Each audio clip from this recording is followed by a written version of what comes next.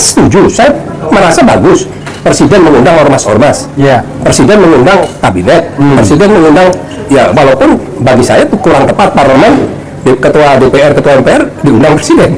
Ini kebalik-balik menurut saya nih. Jeruk makan jeruk jadi. Ya, nggak tahu dulu jeruk makan kulit jeruk kan. Iya kan? Nah di sini kelihatan tidak siapnya. Kalau siap nggak begitu cara penanganan. Sampai hari ini tidak ada tindakan. Nah bagaimana, apa hasilnya mengumpulkan tadi ormas-ormas? Tujuannya cuma agar ormas-ormas ini dijadikan corong untuk menjadi pemadam kebakaran. Setelah itu ya sudah dipinggirkan lagi, tidak diikutkan lagi, tidak dilibatkan. Dan saya sudah berkali-kali menyatakan, Pak Prabowo jangan terhibur atau tergiur dengan perjalanan luar negeri.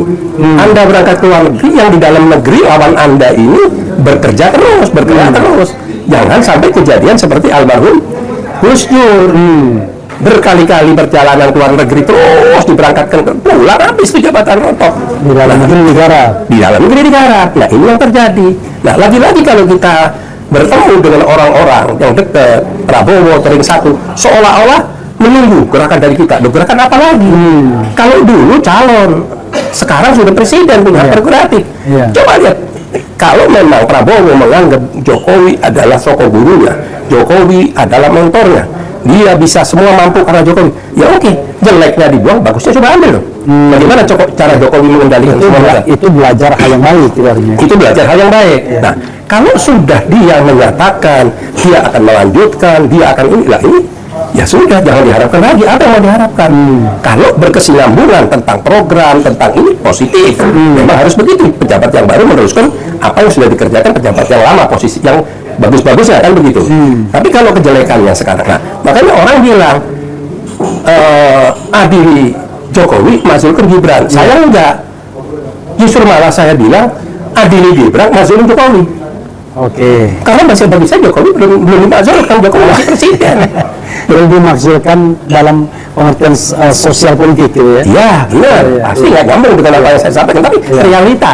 Nah, pertanyaan sekarang, belum ada sejarah saya mengikuti 5-6 presiden, belum ada presiden sudah turun, sudah paripurna, sudah lengser, tapi tidak ada henti-hentinya. Menggalang pertemuan, baik aparat, baik pemerintah, kabinet, keluar masuk ini. Dan biasanya kan orang itu kalau melakukan hal-hal yang ya pergerakan di bawah tanah gitu kan biasanya tidak diliput. Enggak, sekarang diliput terus. Sengaja dia Jokowi show off.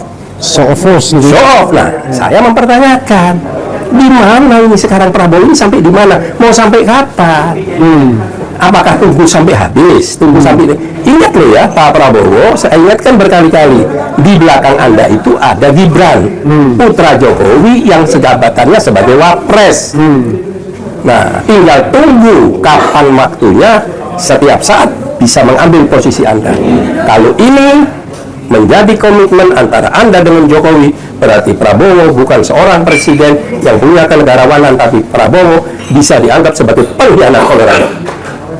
Karena menggadaikan negara hanya untuk kompromi pribadi dengan Jokowi. Soal Jokowi dan Prabowo, coba kita pending dulu ya. Kita bicara hal yang paling bisa diambil saat ini oleh Prabowo Subianto.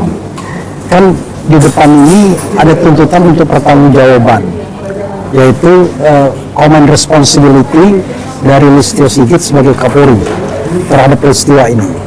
Kalau yang tertinggi pasti tanggung jawab Prabowo, tapi kan rasanya tidak elok kalau kita bicara Prabowo mundur, karena Prabowo mundur yang menggantikan hasil wakil presiden. Ya pasti. Tetapi meminta Listio Sigit yang selama ini lebih melayani kepentingan Jokowi untuk mundur rasanya masuk akal kan? Iya. Persoalannya sekarang apa syarat atau kondisi yang menurut Syah harus kita atau Prabowo lakukan agar pemberhentian atau pencopotan atau pemunduran diri Kapolri ini menjadi sesuatu obat bagi masyarakat? Iya, sekarang kan begini, ada sebuah kendaraan angkutan, ada yang memiliki kendaraan tersebut, ada sopir, ada kenek. Jangan keneknya dong yang suruh tanggung jawab sendirian. Mana drivernya? Mana pemilik kendaraan ini? Tidak ada yang bertanggung jawab. Nah, kalau ini saja yang namanya Pak Komandan Brimob, Kapolda juga tidak ada yang bertanggung jawab, tidak punya ada rasa yang merasa salah, bagaimana mau Kapolrinya diganti? Jauh Mas ya. Karena apa? jelas yang dilindungi itu adalah atasan, yaitu Kapolrinya yang dilindungi oleh Jokowi. Orangnya Jokowi. Nah, mau tidak mau, ya pasti dia akan dilindungi bawahannya. Jadi satu tegak lurus begitu. Satu tegak lurus. Jadi tidak ada, semua nggak ada. Yang ada terjadi penjarahan. Coba saya lihat nih Bang Refli ya. Iya. Saya lupa ingat apakah rumah Eko Patrio atau rumah Uya Kuya. Iya. Terakhir ada beberapa orang yang masih mencoba-coba mencari barang. Datang aparat cuma 2-3. Dia nggak takut ditaruh itu semua barang. Nah, berapa jam kejadian di beberapa tempat? Kemana semua aparat? Nah, iya, siapa yang bertanggung jawab? Nah, apakah Prabowo ini tidak melihat, tidak diputar film ini tidak melihat? Saya aja sampai jam 1, jam 2 setiap malam saya melihat. Ini mau kemana arah negara ini mau dibawa? Nah, inilah yang menjadikan kekhawatiran rakyat dan kekhawatiran masyarakat. Sampai hari ini belum ada kejelasan sikap pemerintah. Oke, katakan sekarang DPR sudah mengambil, walaupun itu lip service saja lah ya. Iya kan, non aktif berarti masih terima ini. Non aktif dan kemudian tunjangannya ditiadakan. Betul. Tapi 3 bulan lagi bisa balik tuh. Balik, bisa. Nah, pertanyaan yang dari pemerintah apa? Dari aparat apa? Mana? Nggak ada semua. Ya, masa adalah personal tapi sifatnya. Iya. Keluarga Afan Kurniawan almarhum, kenaikan pangkat luar biasa polisi, tapi secara sistemik memang tindakannya belum ada. Belum ada. Kalau mau dihitung korban kita sama-sama, yang namanya korban juga kita tidak suka dan kita kasihani. Tapi kalau korban aparat dengan korban rakyat, jauh 10% nggak ada. Iya. Dari mulai Kanjuruhan, kilometer 50 dan lain sebagainya. Kejadian-kejadian waktu Bawaslu segala 2019, terus petugas KPPS 800 kemana ini semuanya? Ini negara apa dikelola oleh pemerintah atau dikelola oleh gangster? Kan itu yang pertanyaan. Itu yang belum terjawab di benak saya, ini mau kemana negara ini nanti? Oke, sebelum bicara mau kemana negara, kita bicara teori konspirasi teori mengenai kejadian ini. Sebenarnya siapa dalang dari semua ini? Ya, di satu sisi memang ada demonstrasi, dimulai dari demonstrasi buruh, setelah ada korban demonstrasi mahasiswa, tetapi ada juga kemudian pengerusakan dan penjarahan. Tiba-tiba kita punya musuh bersama, yaitu polisi sebagai the common enemy dan juga para anggota DPR. Bisa nggak Syekh Yusuf membaca ini semua? Sebenarnya siapa sih dalang dari semua ini? Nah, ini saya kalau tidak salah H-2 atau H-1, kemudian kita sama-sama berada di satu tempat. Perkawinan putra atau putrinya teman kita Saganda. Itu putri. Itu lucu Bang. Saya berjumpa dengan Mas Gatot menanyakan ini, Anda nih yang 24, bukan? Sini lagi, semua ini bertanya-tanya siapa di belakang ini. Oke, untuk yang 25? Yang 25, sorry, yang 25. Berarti sudah ada skenario di luar semua ini pergerakan. Nah, kok tiba-tiba kita tidak tahu semua, tidak bisa membaca keadaan. Maka saya waktu ditanya, ini rupanya nanti yang menggerakkan. Loh, saya pikir Anda ini. Malah saya bercanda. Jadi masih penasaran. Nah, di grup saya pun di Tripilar ini selalu tanya. Jadi Tripilar itu GNPF Ulama, FPI, Persada 212 dan FPI. Dan FPI, ya. Itu kolaborasi. Kalau kita lagi ada aksi atau menyatakan sikap dan sebagainya, atau pergerakan Hizbah, atau sosial dan lain sebagainya. Dan Tripilar belum, jangankan menggerakkan, bikin statement saja belum ya? Belum. Kita sempat membuat FPI, saya lihat sempat membuat pernyataan sikap, yaitu menolak kekerasan dan lain sebagainya dan menenangkan masalah dan seperti kata itu aja. Jadi bukan kalau ormas ini nggak didengar, Bung Refli. Mau menenangkan masa nggak didengar karena apa? Ormas ini selama ini nggak pernah bersuara. Hidup di dalam selimut. Nah, begitu kelihatan kejadian begini, dia pasti mau nggak mau mengamankan kader-kadernya yang lagi menjabat di mana-mana kan ini. Justru presiden lah yang harus bicara.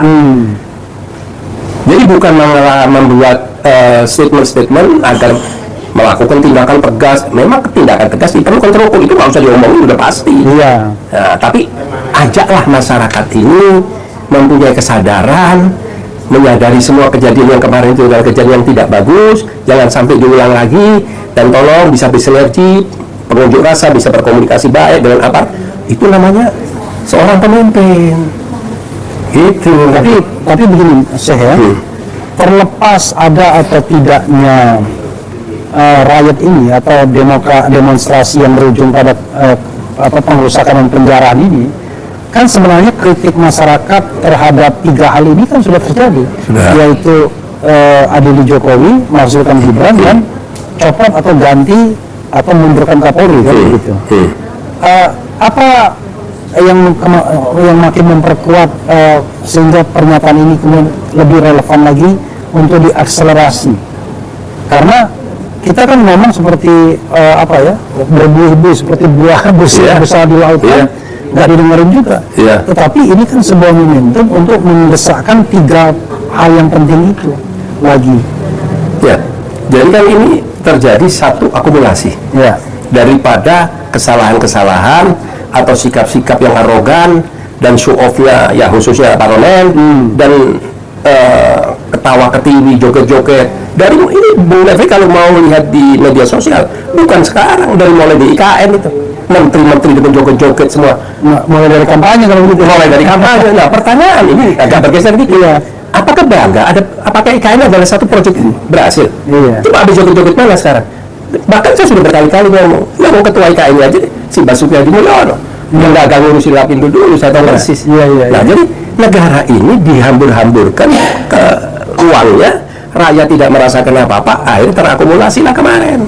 Nah, coba bayangkan, kalau pagi di rumah si A, siang di rumah si B, itu beda. Bisa diartikan tidak terdeteksi bersamaan. Dan itu masa kan bukan diturunkan seperti hujan. Masa itu kan bergerak. Dari rumah ini ke rumah itu dan di antaranya begitu. Atau menuju rumah si A. Masa ya orang sebanyak itu nggak ada yang memonitor, nggak ada yang tahu, nggak ada yang mencegah. Nah, ini coba bayangkan, berarti di sini di mata dunia internasional kerapuhan aparat dan intelijen Indonesia tampak saat ini. Oke, jadi sebenarnya kan kalau saya mau kasih kerangka ada 3 ya. Di satu sisi ada penggeraknya, mungkin orang yang punya kepentingan, kekuasaan, kepentingan bisnis, dia punya banyak uang. Kemudian ada kerapuhan aparat, dan yang terakhir adalah ada masa yang seperti rumput kering, sudah lama ditindas, miskin, terbelakang dan lain sebagainya. Begitu ada kesempatan untuk anarkislah dia. Nah, dari 3 angle tersebut, kemudian ada 2 tema. Siapa yang harus bertanggung jawab dan siapa yang harus dicopot, kan begitu mestinya. Betul. Nah, parameternya begini, saya buka ada Bung Refli. Dagingnya nih. Begitu kita mulai. Tadi saya janji mau ngasih daging. Jadi saat ini daging. Jadi begitu kita melihat informasi yang simpang siur, kita harus segera rapat. Kriminal. Bagaimana? Kita jangan sampai nggak ikut. Kita begini. Tapi di dalam rapat terjadi diskusi dan perdebatan dinamis. Kita putuskan nggak ikut. Oke, itu untuk 25 ya? Untuk 25. Karena apa? Tidak ada kejelasan. Siapa ini? Ini pasti tumpang tindih. Nah, jadi coba kenapa saya sampaikan ini? Berarti kalau kita turun, berarti kita tidak ada koordinasi dengan yang lain. Karena itu demo yang dilabelin demo bubarkan DPR. Tapi kita tidak tahu siapa pelaksananya, siapa yang penanggung jawab. Makanya saya pun nggak mau juga lihat ke lapangan gitu. Benar. Iya, boleh. Misalkan selalu ada. Nggak mau, karena nggak jelas. Karena kita punya pemikiran. Kita tahu keadaan, step by step pergerakan ini kita ikuti. Bayangkan orang yang pergerakan positif yang sudah pernah teruji jutaan, di atas 10 juta, tidak pernah ada masalah, iya kan? Rumput pun nggak goyang, membawa organisasi yang katanya teroris, radikal, sampai dibubarkan, sampai segala. Coba mereka suruh tanggung jawab itu semua aparat-aparat. Terutama nih, mohon maaf, saya kecewa sekali sama dengan namanya Mahfud MD. Ngoceh terus sekarang, mungkin mau supaya berharap dapat jabatan. Kemana selama dia jabat? Apa yang dilakukan selama ini? Nggak ada semua. Dia mental pejabat kayak begini. Begitu pensiun ngoceh semua. Supaya apa? Masuk lagi gerbong. Orang-orang kayak gini udah nggak bisa dipakai. Udah nggak bisa dipakai. Nah, pertanyaan berikutnya muncul nih. Si Anu yang mengendalikan, si ini nggak ada itu. Ya udah, anggap aja ini ada sebuah pertunjukan band dan kampung sini datang nonton, ya ikut nari, ikut joget dari kampung sini, semua ikut-ikut. Tumpang tindih di situ, nggak ada skenario. Soal adanya provokator, iya, ada baju ini, iya. Tapi antar mereka kan tidak ada koordinasi. Dan itu saya ulang lagi, itu berbeda antara penjarahan sama unjuk rasa. Jadi jangan dikait-kaitkan gara-gara ada penjarahan. Jadi waktu aksi korbannya rakyat, waktu penjarahan kok marahnya ke rakyat lagi. Iya. Diinstruksikan agar tegas lagi, kan kebalik-balik. Tegasnya itu ya jangan sama rakyat. Jangan sama rakyat Tapi dong. sama pejabat yang harus bertanggung jawab. Bener, sama rakyat ini kan sama aja nih. Saya bukan mentolerir namanya penjarahan. Iya. Kalau rakyat melakukan kesalahan, ada proses jalur hukum. Iya. Sama dengan koruptor, perampok, oligarki yang menghabiskan duit negara juga diproses hukum. Ya udah ada jalur hukumnya, tapi jangan digeneralisasi terus jadi seolah-olah ini ada masyarakat, sekelompok masyarakat mengacak-acak negara, membuat ganti. Loh, ini nggak ada rakyat yang membuat negara ini berantakan antara dua kubu yang belum ada titik temunya, Yaitu antara Jokowi dengan penggantinya Prabowo. atau geng Solo versus geng Istana. Betul sekali, yang justru malah saya lihat yang punya geng itu adalah Solo, Istana nggak punya geng. Ring satunya masih nafsa-nafsi menikmati jabatan. Oke. Hanya cuma menutup agar tidak ada orang-orang seperti Bung Refli, seperti saya, seperti kawan-kawan kita yang pernah berdarah-darah, pernah mendukung dia untuk bisa masuk menjadikan satu ajang diskusi, nggak bisa ditutup. Jadi kasihan juga nih presiden nggak dapat info apa-apa. Nah, kalau presiden Pak Prabowo kembali ke jati dirinya, seperti yang saya kenal di tahun 80-90, buka dong. Buka. Dulu Pak, saya pernah waktu saya ketemu dengan Pak Jokowi. Pak Jokowi menyatakan, saya tidak anti umat Islam, saya tidak anti pondok pesantren, saya tidak anti pondok pesantren. Saya kalau justru saya undang ulama-ulama, ormas-ormas. Saya kalau ke daerah berkunjung ke pondok pesantren. Tahun berapa itu Bang? Tahun 2017. 2017. Ya, saya bilang Periode pertama. ya, saya bilang Pak Jokowi sama aja dengan hujan turun, kita bawa payung tapi payungnya dipakai di samping. Itu tanya apa yang dimaksud itu? Saya bilang yang yang terjadi masalah komunikasi tidak adanya titik temu dengan kita, kok yang diundang ormas lain. Masih. Ormas lain yang diundang tidak mencerahkan keadaan, tidak memberikan masukan nasihat kepada Jokowi, tapi ya happy pulang bawa bungkusan. Iya. Nah, itulah yang terjadi. Jadi terakumulasi terus. Ingat loh, ini Bu. Coba bayangkan. Belum, saya nggak tahu apa sudah setahun Prabowo? Hampir setahun. Bulan Oktober nanti. Hampir setahun, gonjang ganjing, ombaknya turbulennya sudah kayak begini. Jokowi 5 tahun, 10 tahun masih bisa mengendalikan. Nah, ini yang menjadikan satu kebaikan bagi saya, ini sangat rawan sekali. Kalau Prabowo tidak cepat merubah sikap, tidak membuka ruang untuk diskusi, untuk bicara, supaya Pak Prabowo jangan di atas, turun ke bawah, rangkul ormas, rangkul masyarakat, rangkul. Jadi nggak usah dia pusing dengan level-level atas. Iya. Begitu. Jadi copot Kapolri, kemudian masukkan Gibran, adil Jokowi itu harga mati. Ya, harga mati. Bisa gimana lagi? Bukan kata saya, semua minta begini. Semua minta begini. Nah, berarti kalau ini tidak ada satupun suara rakyat, suara ormas, suara ini semua tokoh-tokoh ini sudah tidak didengar, ya berarti nggak punya apa-apa ini presiden. Oke. Ya balik omongan saya, nothing, nggak punya apa-apa, nggak punya power. I see. Bahkan untuk memecat seorang Kapolri pun Ya punya, apalagi Kapolri dan Brimob ini mau pensiun yang saya dengar. Saya nggak tahu bulan ini, bulan depan. Sweetener itu buat manis-manisan sama rakyat, pecat, nggak ada. nggak ada. Nggak ada. Misalnya kalau saya jadi presiden, apa yang saya lakukan? Selesai Pak. Saya jamin dalam tempo 6 bulan saya tidak benahi ilmu negara ini. Kenapa saya bilang, saya nyatakan begitu? Saya akan merangkul semua orang-orang yang pernah berjuang bersama saya. Saya akan ajak bicara semua tokoh-tokoh nasional yang punya kecintaan yang hanya bukan slogan-slogan Pancasila, Bhinneka Tunggal Ika, cinta NKRI, harga mati. Bajingan semua yang harga mati. Yang berapa punya NKRI? Kalau orang-orang ini, jadi maksud saya gini, bukan saya menokohkan Bung Refli dan lain-lain, tidak, tapi paling tidak supaya ada perimbangan informasi yang masuk. Iya kan? Nah, pasti kita ini tidak akan menjilat. Model-model seperti Bahlil, seperti Erlangga, itu kan penjilat semua. Salah dibilang benar, hitam dibilang putih. Nah, ya makin hari makin tidak jelas, makin dalam masuk makin kesasar. Yang ada akhirnya jurang atau dimakan singa nanti ujungnya. Itu Refli. Terima kasih banyak saya. In closing statement saya. Ya, saya sangat berharap, tolong kepada Presiden Prabowo, jangan gadaikan negara demi kepentingan pribadi. Komitmen apa yang telah dibuat antara Prabowo dengan Jokowi, Prabowo segera temui Jokowi, hentikan komitmen itu, sampaikan saya akan membenahi negara ini. Komitmen sampai di sini sudah cukup. Karena kalau seandainya Prabowo tidak melakukan ini, berarti Prabowo memang benar adalah kepanjangan tangan dari Jokowi, Dan kalau Prabowo bilang tidak ada matahari kembar, ya memang ya mataharinya adalah Jokowi. Prabowo bukan apa-apa. Nah, jadi negara ini harus lebih dicintai daripada kepentingan pribadi. Utamakan kepentingan negara dan bangsa dan harkat martabat negara ini dan bangsa ini di dunia internasional.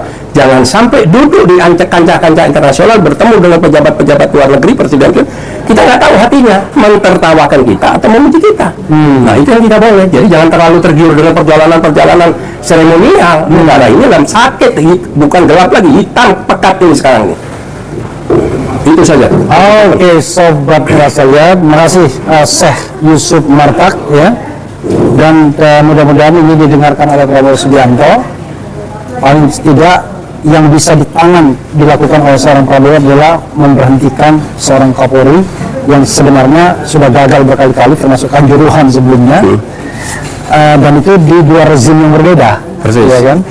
Dan kemudian dengarkan juga aspirasi masyarakat untuk minta adil Jokowi, dan kemudian juga maksudkan Gibran, walaupun dalam hal maksudkan Gibran ini kita bicara soal mekanisme konstitusional, yang tentu tidak ditentukan oleh Prabowo sendiri. Betul. Begitu ya saudara sekalian. Betul. Karena cacat ya, konstitusi. Banyak sekali ya. Banyak sekali. Hal yang bisa dikemukakan. Tetapi intinya adalah memang meminta ke negarawan, pelaku-pelaku politik yang ada.